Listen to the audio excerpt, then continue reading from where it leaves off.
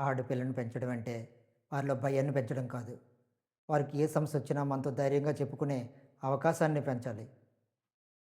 Hi అండి. నేను మీ ఆదిత్య. ఎలా ఉన్నారు? మీరందరూ బాగున్నారా? ఈ వీడియో ప్రారంభించడానికి ముందు నాదొక చిన్న విన్నపం. నా వీడియోలకి యూసెస్ వస్తున్నాయి. కానీ సబ్స్క్రైబర్స్ పెరగట్లేదు. ఫాలో చేసి సబ్స్క్రైబ్ చేసి పెట్టుకోండి. మీకు ఇలాంటి వీడియోలు మరిన్ని ఇస్తానని నమ్మకంగా చెప్తున్నాను. మిమ్మల్ని అయితే డిసప్పాయింటింగ్ చేయను. అయితే ఈ 'ఇరుముడి' రివ్యూలోకి వెళ్ళిపోదాం. 'ఇరుముడి' ఒక తండ్రి కూతుళ్ళ ఎమోషనల్ బాండింగ్ చాలా బాగుంది. అయితే హీరో 'రవితేజ' గారికి చాలా రోజుల తర్వాత ఒక మంచి హిట్ వచ్చింది. 'మాస్', 'జాతర' ఈ ఇలాంటి ఎకిల్ సినిమాలు తీసి పక్కన పెట్టేస్తే సినిమా ఈ చిత్రం మనం భక్తిరస చిత్రం ఏమో అనుకుంటాం పేరు చూస్తే.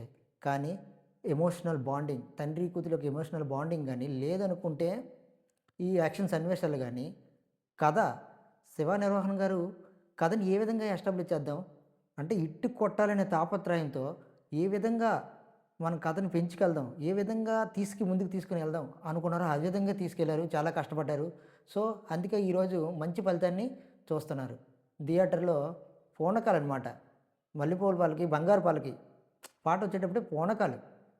అంతే కాకుండా ఇంటర్వెల్‌లు సీన్ గాని, లేదంటే సెకండ్ హాఫ్‌లో వచ్చే ఏదైతే ట్విస్ట్ ఉంటుందో, ఆ ట్విస్ట్ రివీల్ చేసే విధానం గాని, అతనిలో ఉన్న మెచ్యూరిటీ మనకి 'శివ నిర్వహణలో' కూడా ఉన్న మెచ్యూరిటీ కనిపిస్తుంది.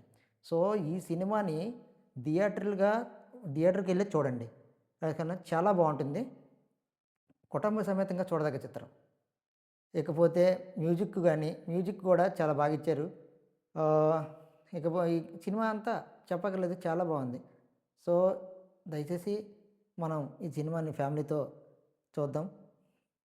'రవితేజ' గారికి చాలా రోజుల తర్వాత మంచి హిట్ వచ్చింది. ఆనందిద్దాం. ఓకేనా? బాయ్.